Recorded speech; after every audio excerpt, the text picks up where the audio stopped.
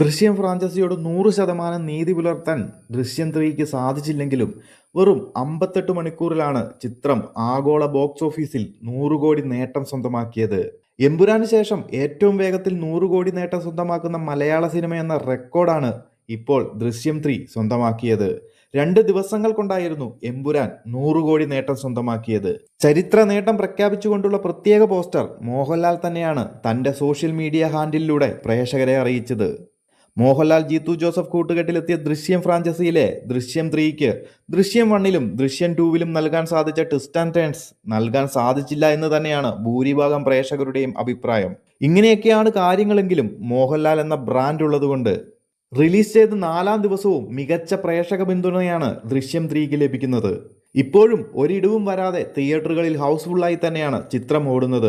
100 കോടിയും താണ്ടി ഇനി മലയാളത്തിലെ എക്കാലത്തെയും റെക്കോർഡ് കളക്ഷൻ ദൃശ്യം 3ക്ക് നൽകാൻ സാധിക്കുമോ എന്നത് കാത്തിരുന്ന് കാണാം. പ്രീസെയിൽ തൊട്ട് ഇന്ന് ഇതുവരെയും ഓരോ മണിക്കൂറും ദൃശ്യം 3ക്ക് മികച്ച ബുക്കിംഗ് ആണ് നടക്കുന്നത്. കൂടുതൽ സിനിമ അപ്ഡേറ്റുകളുമായി മറ്റൊരു വീഡിയോയിൽ കാണാം.